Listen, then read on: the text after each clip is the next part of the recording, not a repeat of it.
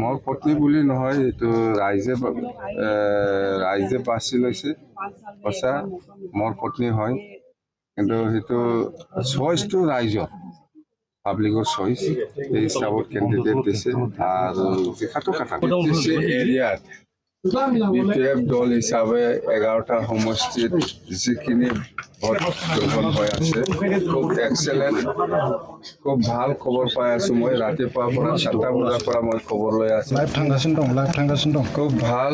আৰু 4টা সমষ্টি বিজেপিৰো খুব ভাল পজিশ্যন আৰু ভাল মানে ফলাফল হ'ব বুলি মই কামনা কৰিব পাৰোঁ। মুঠতে BTC এৰিয়াত 15টা সমষ্টিত 15টাও ওলাই যাব।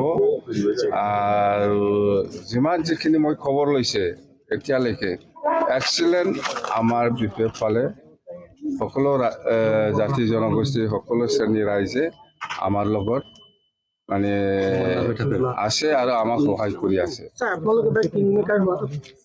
কিং মেকাৰ হোৱা নোহোৱা এইটো পিছৰ কথা। মুঠতে আমি NDA হিচাপে চৰকাৰ বনাম, এইটো স্পষ্ট। আৰু BPFৰ পজিশ্যনটো খুব ভাল 11টা সমষ্টিত, লগতে বিজেপিৰো খুব ভাল, বেয়া নহয়। মুঠতে 15টা ওলাই যাব। চৰকাৰ কাৰ হ'ব আৰু মুখ্যমন্ত্ৰী কোন হ'ব?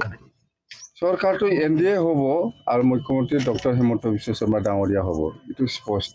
কামৰ ওপৰত ময়ো শুনিছোঁ হিংসা হৈছে বুলি। সেইটো কি কাৰণত হৈছে, কেনেকৈ হৈছে, এইটো তদন্ত হ'ব। যোনে দোষী সি শাস্তি পাব লাগে, কথা সেইটোৱে। নাই, সেইটো পিছৰ কথা। ৰিজাল্টটো ওলাওক। ইয়াৰ পিছত আমি চাম কোনে মন্ত্ৰী হয় নহয়, আমি কিমান মন্ত্ৰী ল'ম নল'ম। এইটো ৰিজাল্ট ওলোৱাৰ পিছত NDA হিসাবে আমি आलोचना करेंगे। स्पष्ट हुई तो पॉडकास्ट किया मैंने, वो बहुत अच्छा से पॉडकास्ट किया। वो देखो सारा BTC इलाका में हमारा जो NDA का जो 15 सीट है BTC इलाका में बहुत अच्छा है। मैंने सुबह से बात कर रहा है सभी लोगों से, सब जाति जनगोष्ठी सब संप्रदाय का आदमी हमारे साथ है, हमको मदद कर रहा है। वही तो वही है, हमारा पोजीशन बहुत अच्छा है। बस वो फर्स्ट फेज आसाम का, वो तो फर्स्ट फेज में ही हो रहा है इलेक्शन, वो बहुत अच्छा होगा। आसाम का रिजल्ट अच्छा ही होगा। हम 80+ ऐसा आ जाएगा हमारा। महिला डिमांड।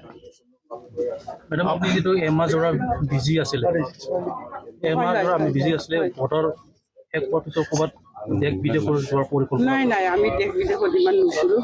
মই বহুত কাম কৰি থাকিল ঘৰত, যিহেতু আমি মহিলা হয়, ঘৰত বহুত কাম কৰিবলগীয়া আছে। এইবিলাক মই সম্পূৰ্ণ কৰি ল'ম। তাৰপিছততো আৰু দায়িত্ব আছে সমাজত, সেইখিনি কৰিব লাগিব। গতিকে ঘৰৰ কামখিনি মই সম্পূৰ্ণ কৰিম 100%। আছে। মই এতিয়াও ভবা নাই, মই ভাবি পেলাই মন্ত্ৰী পদটো কাটাম বুলি আমি ভাবি ল'ব পাৰিম। এতিয়া হাইকমাণ্ডৰ কথা এইটো।